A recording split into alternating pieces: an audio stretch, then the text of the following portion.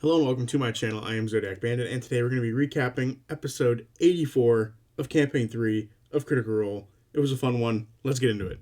We start in the farming village from the last episode on Ruidus in a storage building, being face to face with the inhabitants of this village, or one of them. They ask who the party are, and the party realize that this creature or alien speaks common. Lana says they are here to fight against the Ruby Vanguard. Imogen asks if the aliens here are with the Imperium. The alien says that the people here are with the Imperium, but he seems very fearful. Imogen casts detect thoughts on them. She gets the feelings of fear and curiosity, and in his head, he says, is this a test? FCG says that they are against the Imperium, and the alien asks if they are with the Vanguard or not. The party says they aren't, and the alien says he has to turn them in. Fern tries to calm him by saying they are fighting against the Imperium, and they cannot be caught, and she makes a persuasion check and rolls a 14. Lana sees shifting within the alien's cloak. The storage shed that they are in only has one entrance, and the alien is currently standing within it. The alien seems torn and distressed at this moment, and it says it's too young, and the party hears something that sounds like a baby coming from inside the cloak. The alien says he has to talk to someone, one of the members of the Imperium. The party tell him not to. Fern then druid crafts a flower to try to calm the alien. The alien backs away, and Imogen hears in his head, "Too many tests, I don't want to fail." And at this point, a set of smaller hands come out from the chest of the alien and sort of grab the flower from Fern. This set of hands are much more dexterous than the much bigger meteor hands that come off to the side like normal. At this point, a smaller creature within the cloak then takes the flower and tries to eat it. It is a lizard-like creature with big ears and covered in scales. The alien asks the party if they are dreamers who aren't with the Imperium. The party assures him that they are not, in fact, with the Imperium.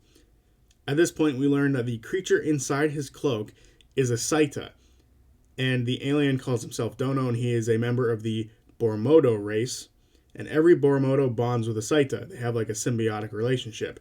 The Saita clean them and do other various tasks for the Bormodo, and the Bormodo feed them and keep them warm, or them being the Saita. FCG asks how he can speak common.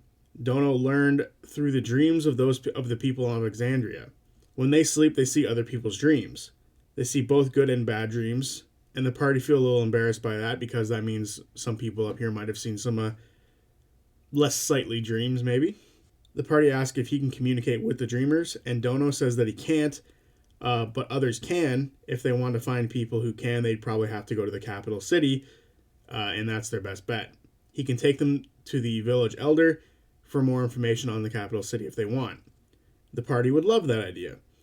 FCG tells Dono that they have more friends that might just randomly appear, as some members of the party are currently gaseous forms outside. Imogen asks how many Rylorans are in the village. Dono says there are many. Some help with farming and handling the Wu Corps, the big buffalo creatures before, and some are just military men or individuals. Ashton asks how things are for the village. Dono says that it's gotten a lot harder recently. They have been told to harvest double and train the Avedons, beasts of burden that double as combat mounts, more. The party asks if they need to hide on the way to the Elder, and if the Elder is against the Imperium.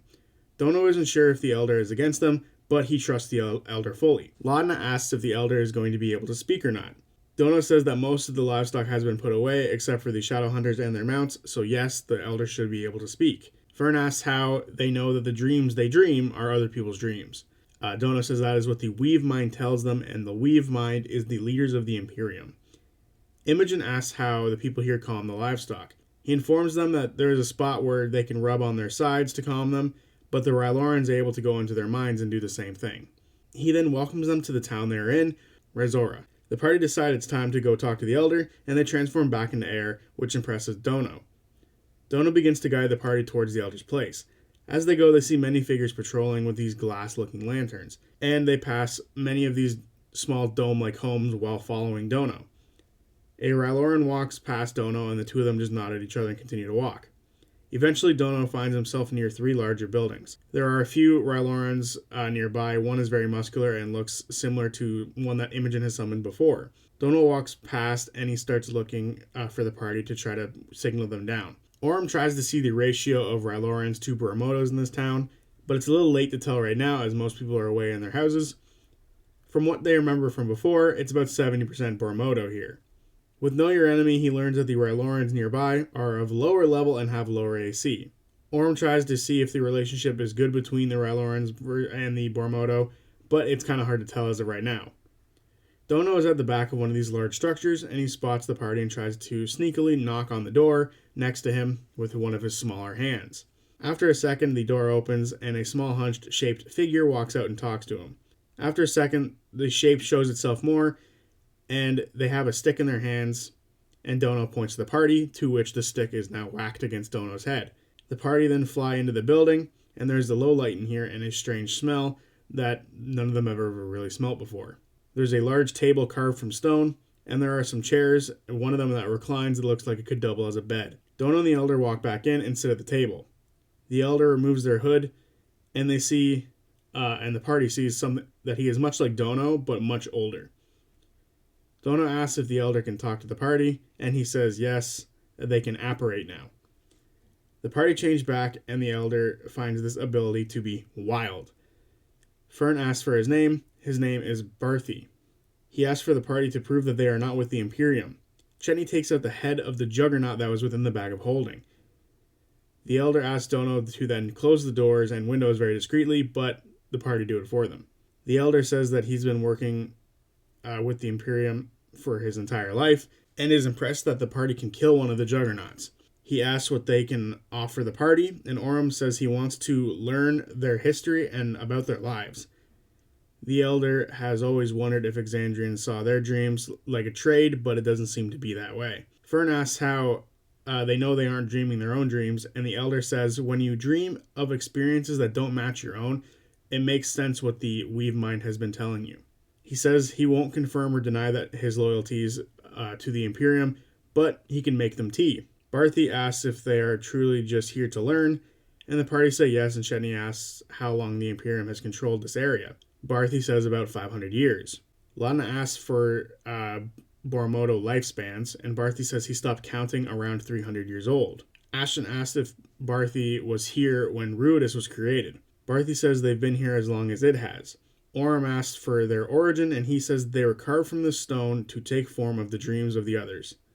Orm asks if they have this history written down, but Barthy says the Imperium destroyed it, so now it's mostly verbal and passed down verbally. FCG asks about the gods here and faith here in general. Barthy says that the people here look at Exandria as if it's the afterlife, but with dreamers coming here, a crisis of faith has sort of occurred. Chetney asks about the Weave Mind. Barthy says that they are Rylorans who act as a conduit to the one who sleeps, and they tell the others what to do. Fern asks if there is another name for the one who sleeps.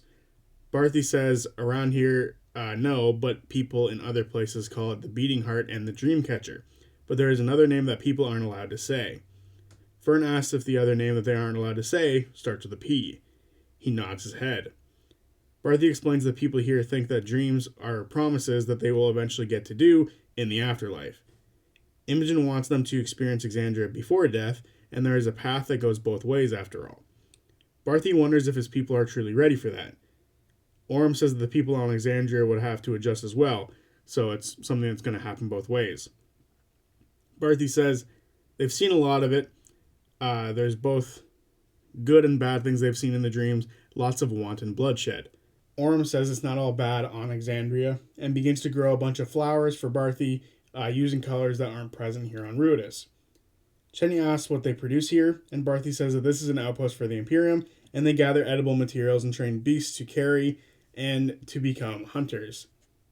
He says the Boromodo have a connection with the beasts here that the Rylorans don't. Orm asks for what the relationship between the Boromodo and the Rylorans is like, and he says that some of them are friends and some just come to show the will of the Weave Mind. Chet asks how long the Rylorans have been here, and Barthy says they've been around as long as the Boromodo. The party asks if there are more races here on Ruidus, and Barthy says there are many more within the layers of Ruidus, and that most of society is actually from the underground fungal network. Imogen asks how to get to the underground fungal network, and Barthy says that most of the entrances are within the capital city. There are no entrances nearby, although there used to be. FCG says that they have many more questions, but Barthy wants to ask one first. He asks for what a pastry tastes like, and the party, luckily, have some on them, so they let him taste one. As he's about to eat it, his Saita reaches out and grabs it, and Barthy tells her that she needs to share. He apologizes for Chu's behavior, and Chu hands Barthy the food and then says that she's not sure about the party. The party asks what they can do to prove it to Chu, that they are on the up and up. Chu asks for their plans for once they get into the capital, as they've been overhearing everything. FCG says that they want to learn the layout and who runs it. Imogen says that there are bad people doing bad things here on Ruidus and on Exandria, and they want to stop them. Chu asks if they're going to hurt Barthy, and the party says no. And then Fern says unless he tries to hurt us. Chu says that she thought it was meant to be better there, and maybe that this is their chance to become dreamers themselves. But she wonders if the people will accept them. FCG says Ruidus used to be part of Exandria, so they should. And then Chu says that they aren't sure about the fact that Ruidus came from Exandria. Maybe it was the opposite. Maybe Exandria came from Ruidus. The party say there's definitely bad people in both, but most will treat them right. Laudna asks what would happen if the one who sleeps were to wake up. Barthy isn't sure. Laudna asks if he thinks that his people will still be around if they do, or if it does wake up. Barthy hopes so, and this scares Barthy a little bit. Chenny asks if there's any places their people aren't allowed to go. Chu says that they can go wherever they want in the plains, but they need guards with them if they go to the capital.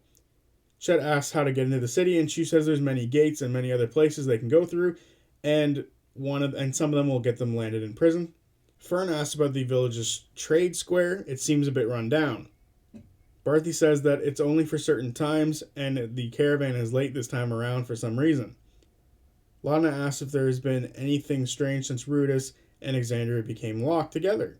Barthy says that there's been a lot of dreamers coming through, and there's been some strange equipment coming through, and Exandria has stopped spinning. Imogen asks how far Khaviris, the capital city, is from here. Barthy says about 4 days. And there are checkpoints along the way, and there are and the biggest threat out there is the Bane Worms. FCG asks how they can travel. Barthy looks at Chu, and Chu says not to do it, and it'll bite him in the ass if he does. Barthy says that he has a friend who can help them. Barthy says things have been hard, and the Imperium sent a Will Master, Ed Muta, to make sure that the things get done around here. She's a high-ranking military officer known as the Will. Barthy says to keep their head up for the Volition, which is a resistance group. He's not sure where their base is, but they've attacked Khaviris a few times, so it can't be far from there. Barthy has a friend named Zesh, a reformed Shrike, who works with the Volition now. She'll be coming in with the traders and with the caravan, the same traders who are late. Barthy thinks that the caravan should be going to the encampment or towards the encampment at the Bloody Bridge and should come through here first. The party wonder if the ley lines are on Ruidus. They don't recall during their travel seeing the ley lines here, and they also don't recall seeing the last gate. The party remember Ira is here, which is something to note, and Laudna pulls out the Scryball just to make sure that Odahan isn't following them, and it's dark. Fern asks the party in their heads if they should ask about Odahan and Ludinus. The party think that that's a good idea. Chetney and Laudna minor image an image of both of them, and Barthy says that they have seen them, but they were part of the first wave of dreamers who came up, but it's been a very long time. They then ask about Ira, if he has seen him, and Barthy does not recognize Ira. Chetney asks if he knows why production has been increased, and Barthy isn't sure. They don't really ask. It's probably better for them that way. Chetney asks what they need from this town. Barthy just says supplies and beasts is what the Imperium typically need from them. The party think they should wait here for the caravan to meet Barthy's friend. Barthy says his ally might not even be with the caravan. It's kind of like a 50-50. The party asks if he can communicate with Zesh in any way. Barthy says he can't. The party want to try sending. He describes her a bit, but it's not very helpful. She seems like, for most people who are new to Rylorans, it seems like any other Ryloran. Imogen asks if he has something from Zesh, and he grabs a bit of glass off a shelf, and the glass is very familiar to the party as they've seen it all over Ruidus. It is like a bluish green teal obsidian. Imogen realizes that this is what she saw when she went below in her dream. Barthy says that Zesh is a glass shaper, which is very important for society here. Fern asks why the Weave might usher in the flares. He says he doesn't know, but it's been happening a lot more recently, and he hopes that the party get to see what happens when it does flare up. Fern asks what they think of Katha here. The people here believe that it's like a mirror to their world. Some think it's where good dreams go to be fulfilled, and others believe it's where bad dreams go to die. Laudna asks what flares do to people here. Barthy says that they call them heartbeats here, and it is a blinding red light, and they are all forced into a dream together. The feeling they get is that of connection, a feeling where loneliness goes away. FCG asks who they are connected to, and he doesn't know. Imogen thinks the flares are a way to pull Ruidusborn into Predathos' hive mind, or weave mind. Fern asks if it's special for someone to be born here during a flare. Barthy says it's probably a rude awakening for them, and then there's a cause for celebration. Laudna asks if Bormodos are born the same way that Exandrians are born, and Barthy says yes, it is very similar. Fern wonders if the flares are the weave mind trying to wake Predathos, sort of like the defibrillators. Orm asks if the people here have seen the gods of Exandria. Barthy says yes, they've seen them, and find the people of Exandria's version of miracles to be beautiful. Chenny asks if there's anything they can do here for the Bormodo. Barthy just asks if the party have been to Taste of Teldore. Imogen then gives Barthy a Taste of Teldore pen, and Orm gives a Taste of Teldore toy sword, and the party say that once this is all over, maybe they can put a Taste of Teldore in Kaviris. FCG asks if there's anyone they can go to the capital and sort of communicate with. Barthy says no, they don't really have any contacts outside of Zesh. FCG asks if there's anywhere they can sleep, but the rest of the party kind of want to try to get moving because they only have so much time with their gaseous forms, and they can really cut down the time with it. FCG and Laudna then think it's actually best to wait for the caravan. Barthy says there is a place for them to sleep if they want, but it'll be cramped, and Laudna says that they should try to get in contact with Zesh to make sure that she's actually coming. Laudna asks how their disguises are, and would they pass without needing any escort. Barthy says they aren't sure how intense it is for the people there and how they will treat dreamers. And they are just as people who normally get escorted by the Imperium within the capital, so that doesn't necessarily bode well. But they are definitely dreamers, so maybe they can have some sort of leeway with that. He says the closer they get to the Weave Mind, the harder it'll be to deceive them. The party think it's best to wait then. Chenny doesn't want to pretend to be a farmer for a couple of days waiting for the caravan. Chenny and Orm then decide to look outside, and Orm sees what looks to be a number of these blue lanterns gathering close to where the party arrived. He tells Chetney, and Chetney asks if the caravan could be arriving now at nighttime. Barthy thinks they might come now, but he's not too sure. Chetney asks where they normally set up, and Barthy says they normally set up in the trade square. Laudna asks Dono to go check it out, and he does so happily. He wants to be useful after all. Imogen asks if Barthy knows of any codes for the Volition, and he says that codes here are kind of unreliable. It's more of a feeling that you should get from another person. Imogen asks in his head if they can talk like this to each other, and Barthy says that they can't, but that is a very useful tool for her to have. Orm watches Dono run out, and then he comes back. He tells the party that it is in fact the caravan. The party tell him job well done, and with this new info, the party aren't sure what to do. They decide they're going to try sending to talk to Zesh. Imogen tries it and says, "We're here with Elder Barthy. Are you at the caravan in town? We'd love to speak with you." There's a long pause, but there is weirdly no static, and she in fact gets a response. "I don't know who you are or what you want with Barthy. I'm just here to do some business." The party asks Barthy if she normally comes here to him or if he goes to her. He says he wouldn't see them until the next day because walking around at night would be suspicious. But the party tell him that it shouldn't be suspicious for the village elder to go greet the caravan, and Barthy tentatively agrees. The party then begin to transform, and Barthy is about to leave when there is a knock at the door. Barthy opens the door, and there is a skinny Ryloran standing there with strange armor on. Barthy says, "Will Master, this is unexpected," in a very terrified voice. Most of the party then end their transformation and begin to try to hide, but Imogen continues trying to go for it. She has 20 seconds left in her transformation. The party try to hide with disadvantage as it is a very small area and the door is basically in view of everything, and it does not go well. Half the party make a bunch of loud noises as they try to hide. The Will Master looks inside and sees a half-wind form, Imogen. The Elder is stunned by this. FCG comes up and says, "Come inside and join us," and cast Fast Friends on them, but it doesn't work.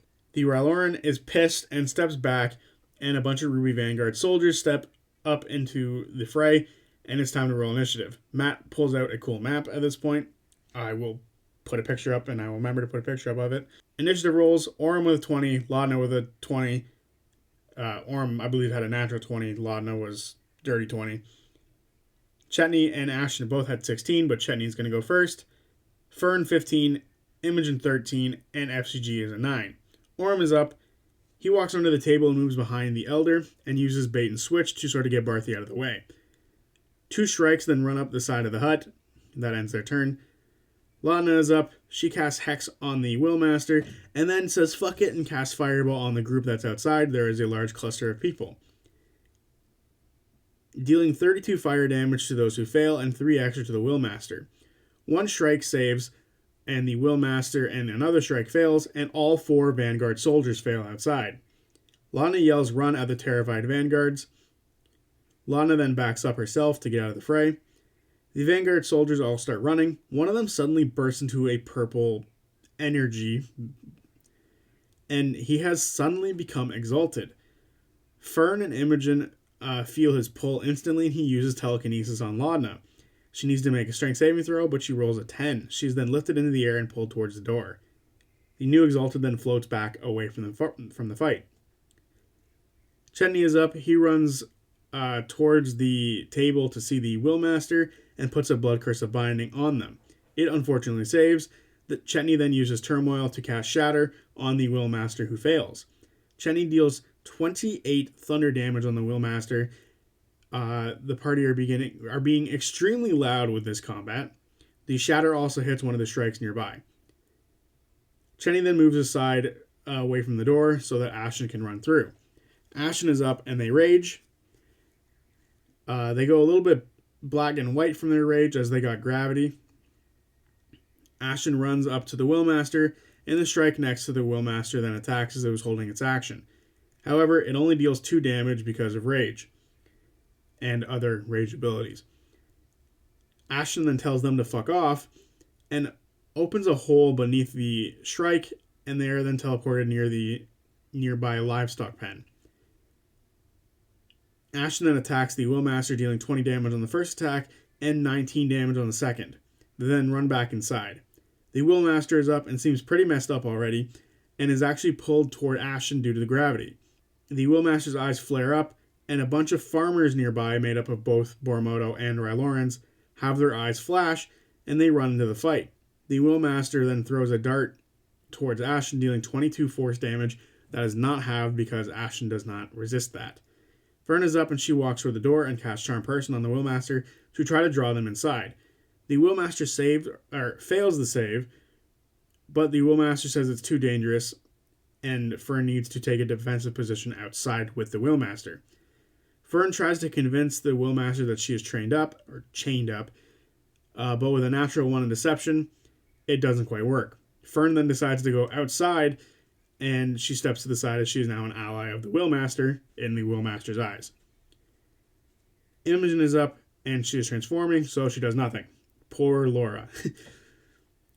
FCG is up. They shoot their grapple cannon at the Willmaster, and they actually hit with it. But unfortunately, there is an ability that the Willmaster has called the Meat Shield ability. And one of the farmers jumps in front of the grapple cannon, taking 10 damage, and is pulled inside the hut. FCG chose to take 5 damage of that because they don't want to hurt the civilians. And then FCG tell the farmer that they missed, and the white eyes of the farmer go back, and they ask what's going on. FCG says that they don't know, but they will be alright.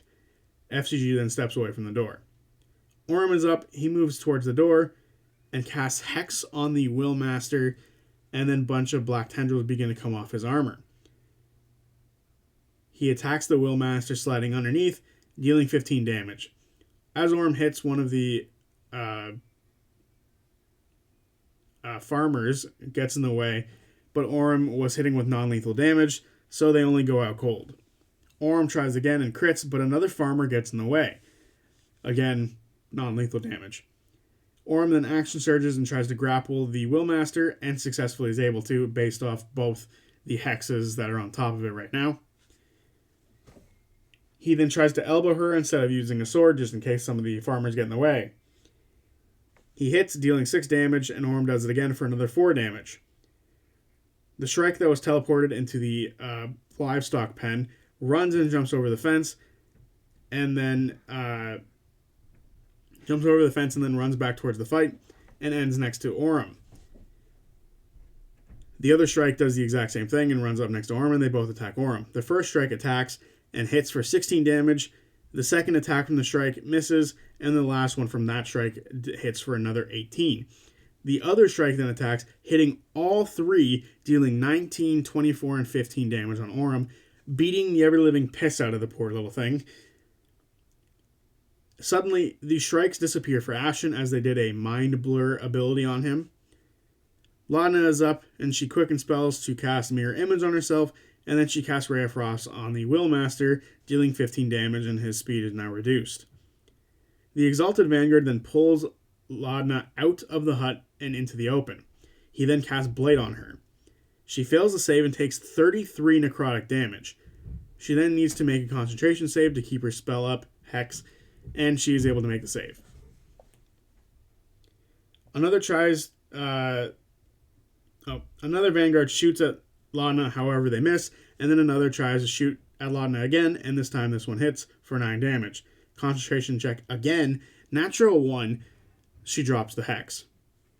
Chetney is up, he runs through the door, leaping into the air, transforming only his head into a werewolf form, headbutting, and then completing the transformation again. The image on that is so fucking funny to me.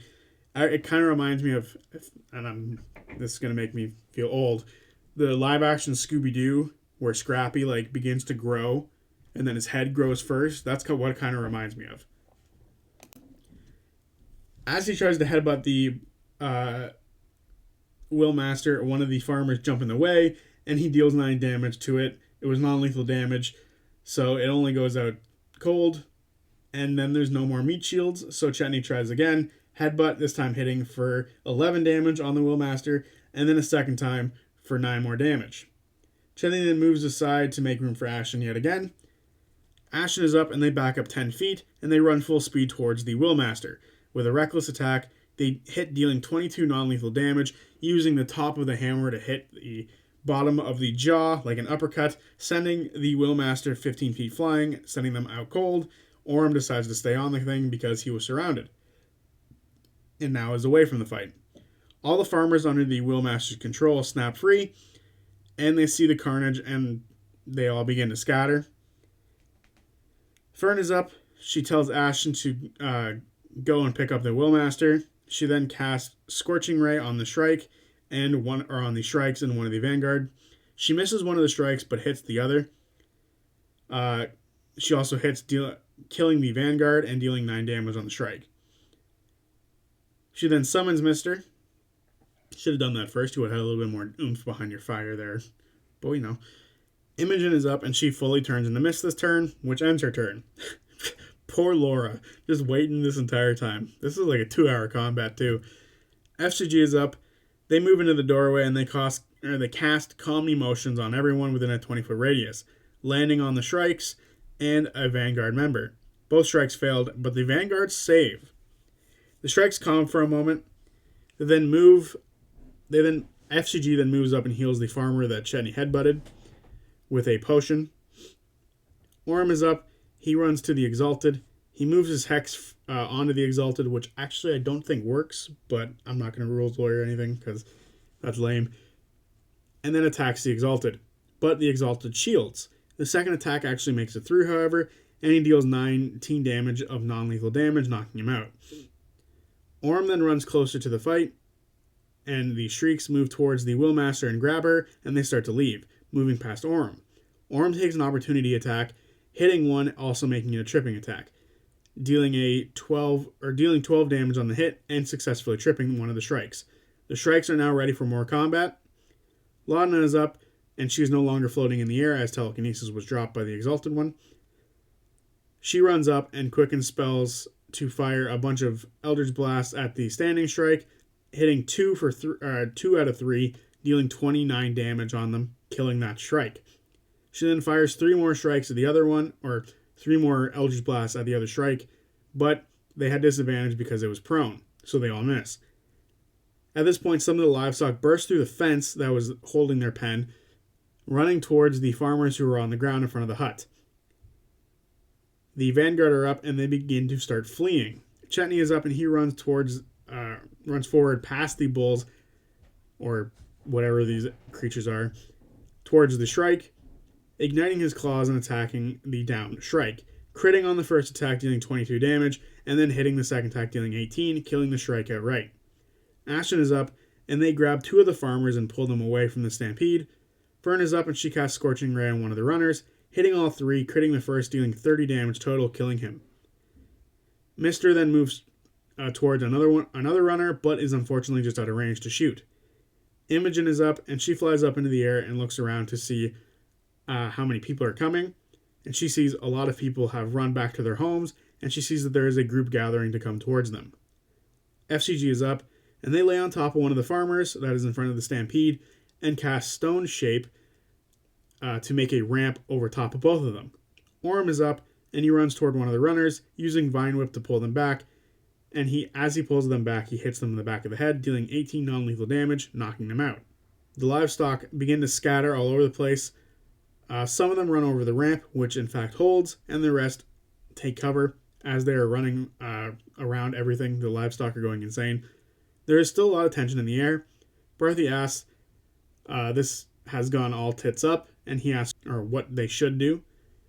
The party choose to hide the bodies in the hole, their little foldy hole, but they decide to pull everything inside the hut first. There's a bunch of silence that falls upon the village for now.